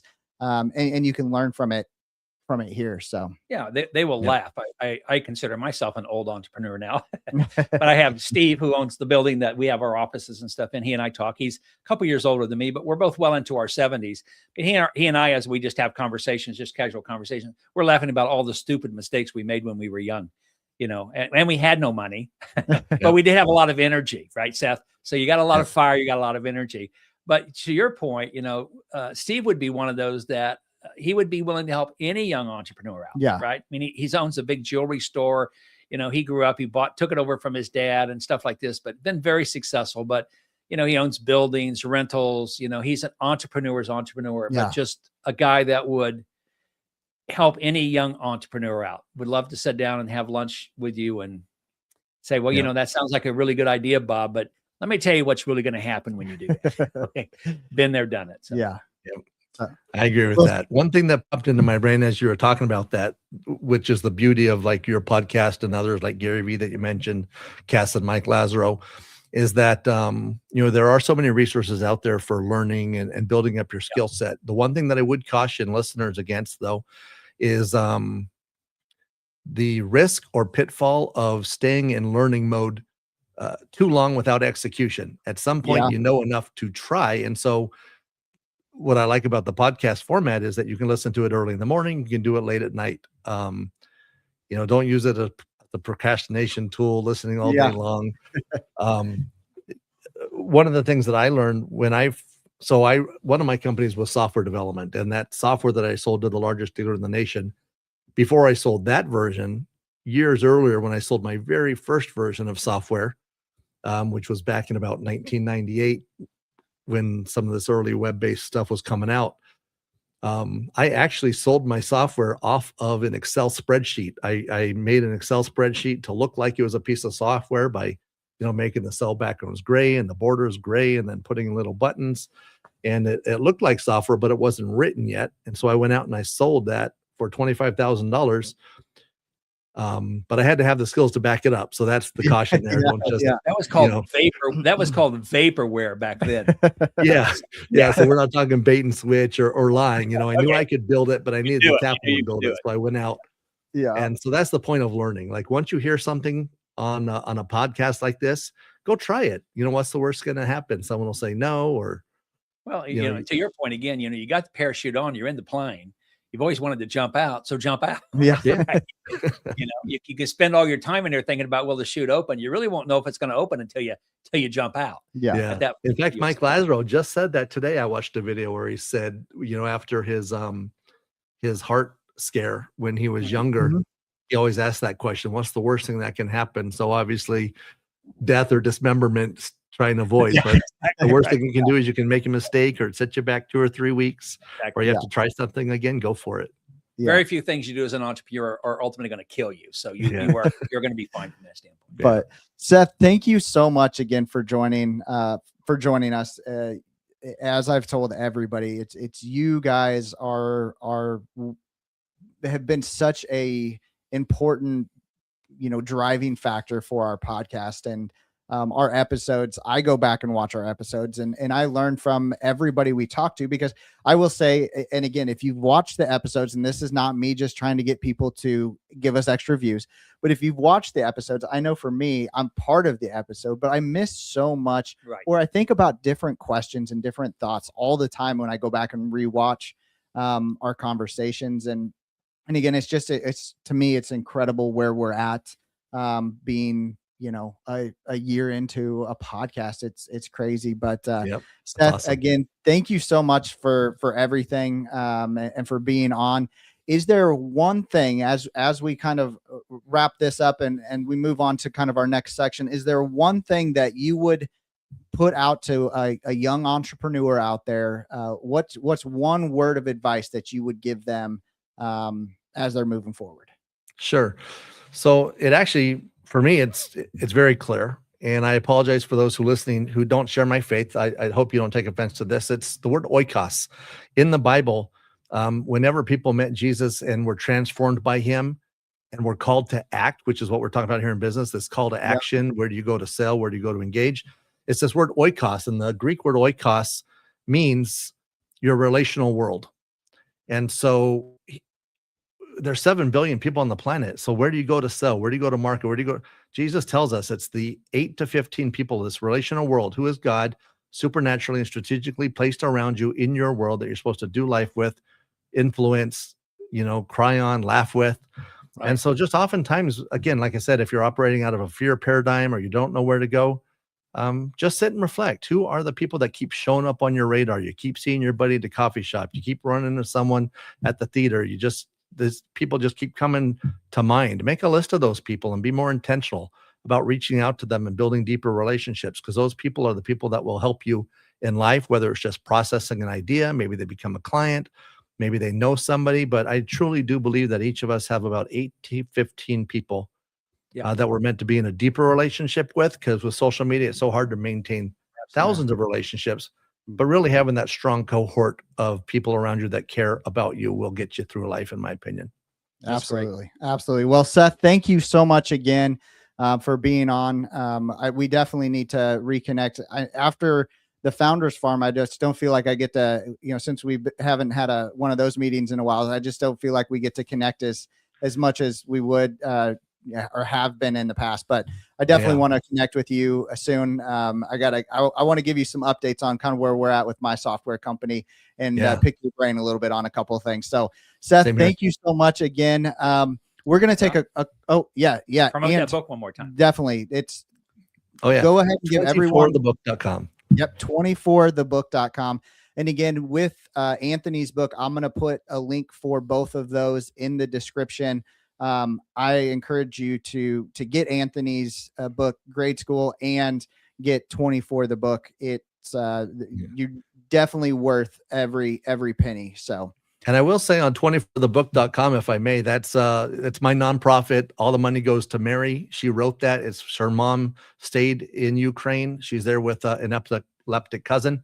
But funny thing is, Mary's transmission just broke a couple days ago. So she may use some of that money for that. So if anybody wants to buy more than one book, feel free. Yes, We'll appreciate it. Well, again, and again, that speaks out again to Seth's heart, because, and we didn't really talk about some of the missions and stuff that you've done, but if you missed it, Seth has done so many incredible things for the people of Ukraine, helped a lot of people get out, built some incredible churches there. Make sure you go back and watch Seth's episode. But with that, we're going to take a short little break as we transition. And then we will be right back as we kind of close this up. So Seth, thank you so much. Anthony, I still see you on there. I don't know what he's doing, but he's making some kind of crazy face at Seth. I don't know. I'm just kidding. But well, thank you, gentlemen. With that, we will talk soon, Seth and Anthony. Again, thank you so much for joining. We'll be right back after a quick break as we reset. So hang out with us for just a few minutes. Thanks, everybody. Of past revelries linger in the hall. Whispers of a life in gray I tread between the living and the dead. In my heart,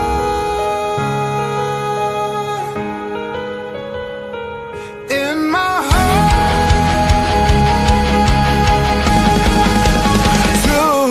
Collide. Between them I can't hide, but still I stand despite the flame. I'll find my way. Worlds collide. The pain I pushed aside in the dark, I won't decay. I'll find my way. Past revelries linger in the hall.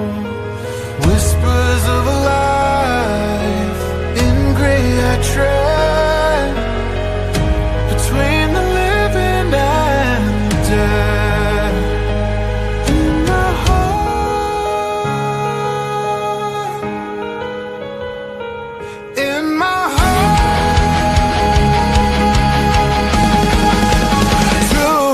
collide. Between them I can't hide, but still I stand despite the flame. I'll find my way. Worlds collide. The pain I pushed aside in the dark, I won't decay. I'll find my way. Past revelries linger in the hall. Whispers of a life in gray I tread between the living and the dead. In my heart,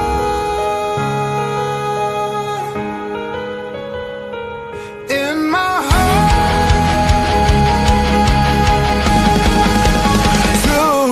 collide.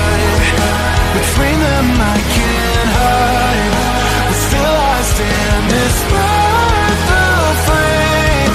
I'll find my way. Worlds collide. The pain I pushed aside in the dark, I won't decay. I'll find my way. And we're back. Bob, this has been a fast 2 hours almost. I mean, we're almost 2 hours in. But it's incredible. And it always goes fast when we have guests on, because our guests have incredible stories. They're all incredible people. I mean, you look at everybody that we've had, and I know I ran through the lists earlier, but I mean, from Drew to Ryan Dodson to Cass and Mike, Davita, Chris, Steve, Anthony, and Seth and Adam. Yeah. I mean, we've had some incredible guests, and a lot of it comes down to networking, right? It's just, don't be afraid to have conversations with people. As an entrepreneur, you have to have those conversations. I've gained so much insight from Seth, from Cass and Mike, from everybody that I've ever dealt with. I've learned something from them. And as an entrepreneur, you can't ever stop learning. You have to learn, you have to progress. But to Seth's point, is once you've learned, you've got to take action on that. You've got to say, like we said, and with Adam's thing, you know, you've got to let the parachute open. Exactly. But I'm not gonna take any credit for the parachute, because that all came from a Steve Harvey clip that I saw once. You know, and he said everyone has a gift, right? But you have to jump. And your gift is not going to allow you to soar right away. Right. Sometimes you're going to hit the rocks. You're going to get scraped up. You're going to get bumped and bruised, and the wind's going to carry you in the wrong directions. But at some point, that gift really opens up. And we've been able to share that with all of our guests. We've been able to hear about their gifts, their passions, and their incredible successes. You know, but none of them came easy. I know from, you know, with everyone we've talked about, none of the success that they've had has come from day one. It has been a grind. It's been an effort. You know, and this has been a little bit of a grind and an effort with the podcast. There's been some days that we go, oh man, is it Wednesday again? Here we go. Here we go. But it's always fun once we get them going. It is. You know, it's like everybody else. You know, everybody else goes like, oh, okay, here. I always tell people. So it's no different than Brian and I. I mean, we normally do them in the evening. You know, on Wednesday evenings. And so I've had a full day, because my Wednesdays start with a dealer meeting at 7 o'clock in the morning. Yeah. And then we're doing this then at 7 o'clock at night. And I've had all this stuff going there. So I go back again. There are days I like to tell you that every time I walk into this studio, I'm going like, okay, my God, Brian, let's go. Sometimes it's like, okay, Brian, let's go. Yeah. Okay. But then once we get going, you know, then it's just, I don't know, it's just fun. And I think, you know, our mission has always been on Unplugged and Unfiltered is really to share ideas with young entrepreneurs. Yeah. You know, and, you know, I'm very kind of categorized in the world that I play in, but it's still being an entrepreneur is being an entrepreneur. And, you know, and I think, you know, one of the things that I've found as an entrepreneur myself is, number one, that people say there's no overnight success. That's true. There are some people that get lucky. There are. Okay. But that's not going to be the norm. Mm-hmm. It's just not going to be the norm. It's like the guy that had I don't know how many billions of dollars. We had the podcast on. Yeah. How could you have that much money and go broke? Right? Yeah. Absolutely. You know, so, but one of the things I always encourage my dealers with who say, well, I have this idea, I tried it and it didn't work. And I'd say, well, did it not work because it's a bad idea, or did it not work because you need to continue to develop it? They go like, well, how long should I do it? And I tell people, really, an idea takes, in my experience, doing this for 40 years, about 3 years to fully develop. Yeah. And the mistake that I see people make is that, well, I've been doing it a year and it's a little better than it was. And I tell people again, it takes about 3 years. So if you've got an idea as an entrepreneur, get started, do what Seth said, you know, jump, get moving, but you're not going to see really it blossom, in my mind, until about 3 years into it. Yeah. And I just find that a lot of people go like, well, you know, I've been doing it 2 years and it's not really what I hoped it to be. It's just starting to put a bud on Absolutely. It hasn't blossomed yet. So that's the thing I would tell people again is it's kind of like this podcast. I mean, are we better today than the very first one we did? And I would go absolutely 1,000 times better. Yeah. Right. Are we going to be better a year from now than today? 1,000 times Hopefully. Better. We will be. We will be. We will. Okay. And I tell people again, you know, we feel like we've come a long way. Yeah. Since we started this a year ago. But in my mind, we're not even close to where we can take it. You know, we want to bring on more guests because like I say, I think guests are an important part of this podcast. And there's so many entrepreneurs out there, and not nationally known entrepreneurs, everybody, but it's just like with Adam and with Steve and with Ryan. Yeah. These are people that are massive entrepreneurs in their marketplace. Probably nobody knows them outside of that, but they still do all of the same things. And I think that to me is what's exciting about as we go into year 2 is really leveraging into that and working hard to get more entrepreneurs on from all these different categories. Yeah. And just pick their brains on what works and what doesn't work. Yeah. And I think that the one thing that as we continue to grow this, as we continue to get more guests, you guys will start to see and you've already seen it with entrepreneurs, it's a very reoccurring theme of this. They all went through the same struggles, right? You're not alone in this, and you don't have to do it alone. But I think year 2, to me, is going to be, it's going to be a blast. And again, I have been working my networking. We've got some fun guests. Next week, we have a really fun thing that we're doing, and I can't ruin the surprise for you because does it involve a pinata? No, it doesn't involve a pinata. Darn. But it involves you trying something and getting a live reaction before All right. anything. I'm up to that. It's going to be, like I said, year 2. I've already started really planning it out. I'm going to try to be a little bit more structured on it being planned out, so that way everyone can get more of a understanding of what the next couple weeks podcasts are going to look like. You guys can ask the questions, so that way we can make sure that we're responding to all of the questions as quick as we can possibly. And again, if you ever have a question, info@unpluggedunfiltered.com. You can send us something there. If you go to our website, unpluggedunfiltered.com, there is a contact form on there too. You can ask us questions. You can ask to be a guest on the podcast. If you've got a product, if you have a book, if you have anything that you want to promote, or you just want to talk about your entrepreneurial journey, love it. Shoot us a message. Go on to unpluggedunfiltered.com and fill out a form. We would love to have you on as a guest. We can maybe make this like a mini Shark Tank. Yeah, that'd be fun. If you got something. Yeah. We can't invest in you, but we can tell you how bad your idea is. Or we can say there are a lot of people that watch this that are investors that might be interested. So anyway, it'd be fun. So we don't want to break into that trademark of Shark Tank. We'll call it the fishbowl. It would be great. It'd be great. But again, like I say, if you got something that's new, innovative, or whatever, and you're not afraid of sharing it with people at this point, we'd love to have you on here.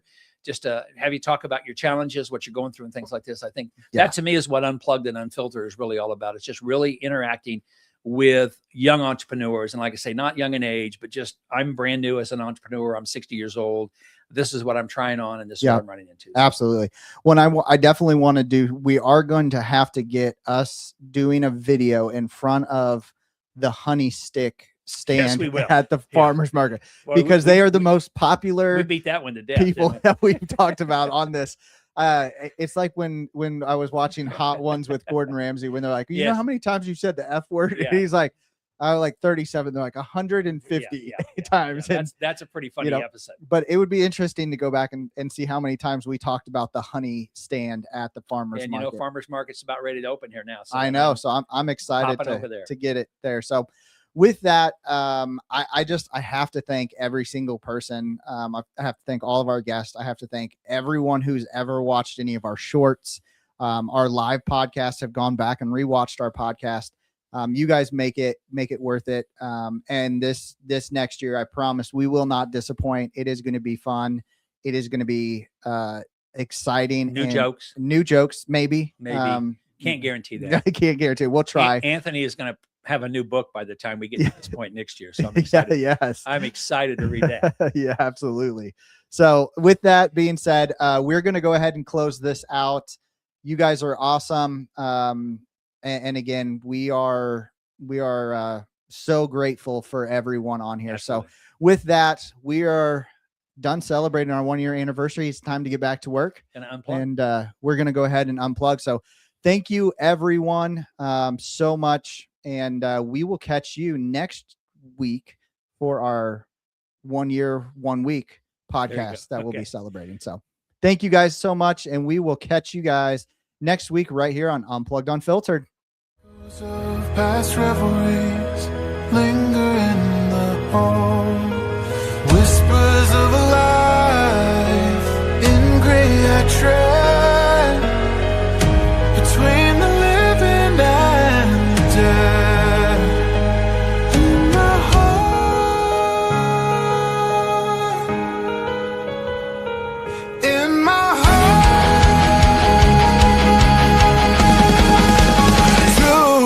collide. Between them I can't hide.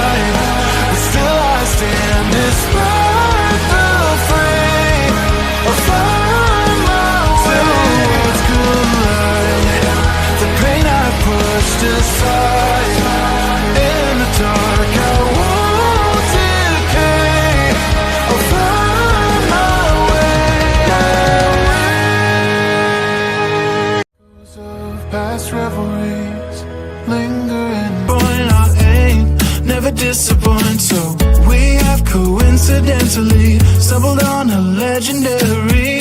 Wait until they see us now, waiting for the opportune time to show 'em this new power